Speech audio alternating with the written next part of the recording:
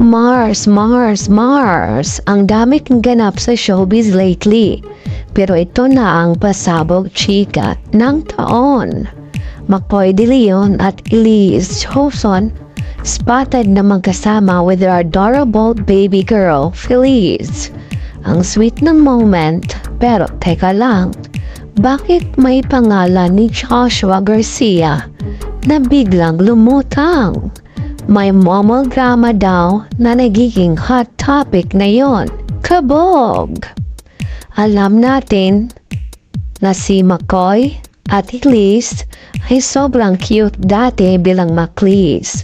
Pero hindi rin maikakailang na puno ng drama ang kanilang relasyon. At ngayon na nagkasama sila uli dahil kay Feliz, biglang may intrigang rumors na si Elise at Joshua Garcia raw ay may something noon. Totoo ba ito o gawa-gawa lang? Ayon sa mga chismosang kapitbahay ng showbiz na alam niyo na kung sino kayo, si Joshua daw at Elise ay naging super close matapos magkasama sa ilang projects. Ang twist, may mga nagpapalipad hangin na baka raw nagkaroon sila ng secret moments.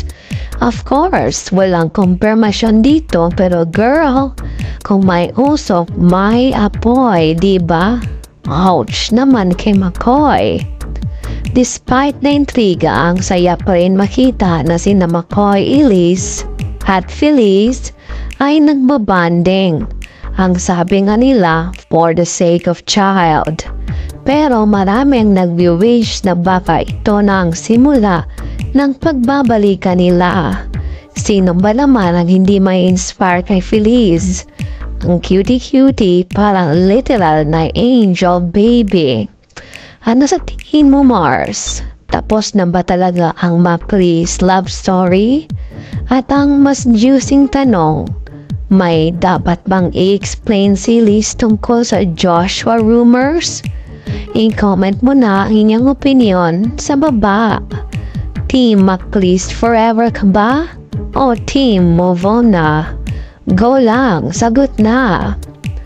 Best, personally ha, parang unfair naman kay Elise na maling siya kay Joshua habang may ganap pa kay McCoy. Pero kung totoo nga ang momol drama, baka it's time na rin for McCoy to totally move on at mag-focus na lang sa pagiging daddy goals. And honestly, walang tatalo sa family moments nilang tatlo at Feliz. Ang cute-cute kasi nila. Kahit may mga chismis sa paligid. Kung gusto mo pang malaman ang mga next pasabog na updates tungkol kay McCoy at Elise at Joshua, ano pang hinihintay mo, Mars? Mag-subscribe ka na dito. I-like mo ang video na to at i-share mo sa kaibigan mong mahilig sa showbiz tea. Comment ka na rin kung anong side ka.